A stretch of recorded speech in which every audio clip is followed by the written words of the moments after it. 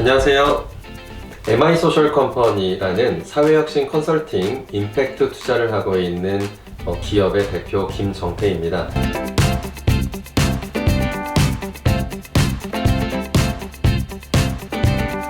저는 스스로를 사회혁신가라고 생각하는데요. 다양한 사회 환경의 문제들을 혁신적이고 창의적인 방법으로 해결을 해가는 것에 집중하고 있습니다. 오늘 제가 말씀드릴 부분들은 기업이나 투자 혹은 언론에서 ESG라는 것을 많이 들어보셨을 텐데요. 환경, 사회, 지배구조라고 하는 어떻게 보면 기업과 별로 상관이 없는 기업의 이익을 실현하는 데 있어서는 큰 상관이 없어 보이는 이런 비재무적인 영역의 요청들과 변화들이 우리 교회 그리고 크리스천들에게는 어떤 의미가 있는지를 말씀드리고자 합니다. 성경을 보면 율법사가 예수님에게 누가 나의 이웃인가 라는 질문을 하게 되는데요. 흥미롭게도 이때 예수님은 그 질문을 조금 더 정확하게 바꿔서 말씀해 주시는데 바로 강도 만난 자의 이웃은 누구인가 라는 질문으로 바꿔주십니다. 자, 이런 질문들이 현재 기업과 투자에서 많이 이야기가 되는 ESG라고 보시면 될 것 같은데요. 기업은 본질적으로 자신들에게 이웃이란 고객의 제품과 서비스를 구매하는 고객에게 한정되어 있었습니다. 그런데 그 고객의 만족도를 높이고 고객 감동을 실현하는 과정 속에서 환경에 끼치는 피해라든지 아니면 사회에 끼치는 부정적인 영향들이 있다는 것을 보게 되는데요. 그런 관점에서 기업에게 투자자들이 기업이 진짜 함께해야 될 이웃이 누구인가에 대한 질문을 던지고 있다고 보시면 될 것 같습니다.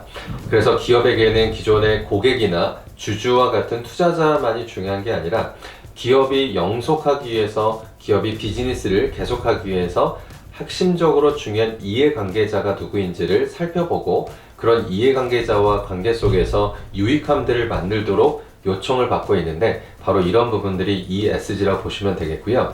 이런 부분들이 앞서서 말씀드린 그 선한 사마리아인의 비유에서 말씀하셨던 것처럼 이 시대에 강도 만난 사람들은 누구인 건가?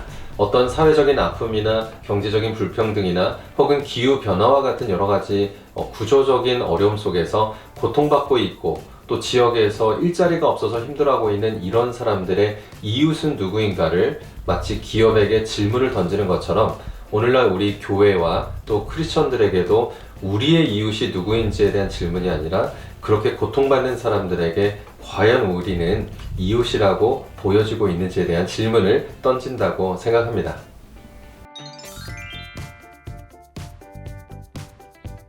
네, 교회가 할 수 있는 많은 역할들이 있을 것 같은데요. 교회에 전통적으로 기업에게 고객이 있는 것처럼 교회는 성도, 신자, 그리고 우리가 함께 전도해야 될 어떤 전도의 대상이 있었던 것 같습니다.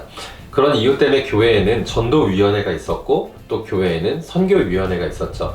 그렇다면 이러한 핵심적인 우리의 성도나 함께 하시는 분들 외에도 교회의 성도는 아니지만 우리가 함께 이해관계자로 함께 할 수 있는 그 이웃을 포용할 수 있는 이웃위원회 같은 거가 존재하는지를 한번 생각해 볼 수가 있을 것 같습니다. 여기까지 생각을 해보시게 되면 그게 교회가 꼭 해야 될 역할일까? 우리의 지상 명령은 복음을 전파하는 것인데 그런 비신자애들까지 우리가 어떤 영향력을 행사하는 것이 좋을까에 대한 고민이 있을 텐데요. 이 기독교가 가장 보수적이었던 때에조차도 사회적인 영향력들이 당연히 해야 될 부분으로 받아들여졌던 적이 사실은 많았습니다. 조샤이어 웨지우드라는 영국의 유명한 왕실에 납품하는 도자기의 브랜드가 있는데요. 이 웨지우드라는 창립자의 이름을 딴 요 도자기 브랜드의 예시를 한번 말씀드리겠습니다. 웨지우드는 18세기에 존재하는 스티브 잡스와 같은 굉장히 혁신적인 기업가로 알려져 있는데요. 이분이 바로 크리스천입니다. 그 당시 영국 사회에서는 노예 제도나 노예 무역이 합법적이었는데요. 자신의 도자기나 배지 같은 것에 흑인의 그 그림을 부려놓고 거기에다 이런 문구를 적은 도자기와 배지를 팔기 시작했습니다. 나는 사람도 아니고 나는 형제가 아니랍니까? 라는 그 유명한 문구가 들어간 배지와 도자기의 판매를 통해서 그 당시 영국의 상류층과 지식인들은 이런 배지나 도자기를 가지고 있지 않으면 교양이 없다라고 할 정도로 굉장히 파급 효과가 있었는데요. 결론적으로 이런 운동들, 그리고 우리가 익히 아는 윌버포스와 같은 다양한 지도자들이 함께 노력을 통해서 영국의 노예 무역화 제도가 결국 폐지가 되게 됩니다. 자, 이런 내가 하는 역할을 통해서 사회의 이해관계자, 사회가 신음하고 있고 어려워하고 있는 문제를 해결하고자 하는 이런 모습들에서 우리는 이미 기독교가 가지고 있는 사회적 영향력을 확인할 수 있을 거고요. 또한 감리교의 창시자라고 말하고 있는 존 웨슬리 목사님도 돈의 사용이라는 설교를 통해서 투자가 죄악산업, 즉 사회적으로 부정적인 영향을 가지고 있는 영역에서는 투자하지 않아야 된다라는 최초의 투자에 대한 원칙을 제시하셨는데, 이런 부분들이 ESG라는 투자의 가장 시초라고 불리는 사회책임 투자의 시작이라고 모든 전문가들이 보고 있습니다. 자, 이렇게 교회가 또 크리스천이 우리가 성경에서 배운 대로 할 수 있는 많은 부분들이 있기 때문에 과연 현재 상황에서 교회가 현실에 참여를 할 것인가, 사회 참여할 것인가에 대한 질문들은 너무 과거의 질문이 됐다고 생각하고요. 현재 강도 만난 사람들의 관점에서 우리는 어떤 역할을 해야 될지를 정확하게 답변하지 않다라고 생각한다면, 선한 사마리아인의 비유에서 말한 것처럼 제사장이 그냥 지나가고 레위인도 그냥 지나간 것처럼 역사의 뒤안길로 사라지게 되고 또 사회와 많은 사람들에게 외면을 받을 거라고 생각합니다.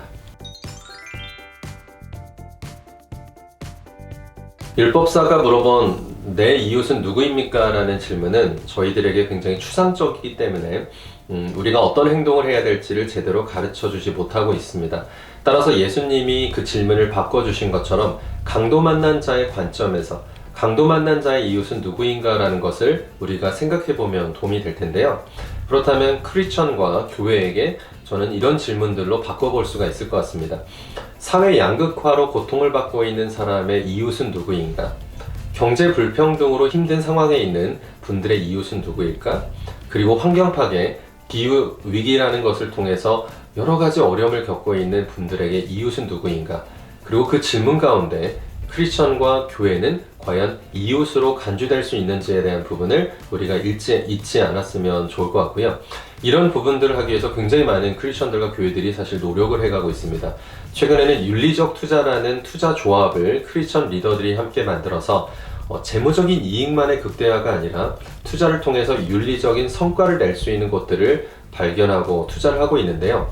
이렇게 뜻이 있는 분들은 투자를 통해서 그런 이웃에 대한 책임들을 해볼 수가 있을 것 같고요. 그리고 우리 사회가 당면하고 있는 사회 양극화나 경제 불평등에 대해서도 우리가 이웃일까라는 관점에서 적극적으로 역할을 하지 않는다면, 제사장이 제사만 중요하다고, 레위인이 맡은 역할만 중요하다고 생각했을 때 결국 강도 만난 자의 이웃은 아니었다는 것을 우리가 아는 것처럼 앞으로의 시대에 교회가 누구의 이웃이 될 것인가, 자, 이런 부분들을 기업에게 새롭게 던져진 ESG의 질문을 통해서 기업의 ESG인 것처럼 교회의 ESG가 누구인가를 생각해 볼 수 있을 것 같습니다.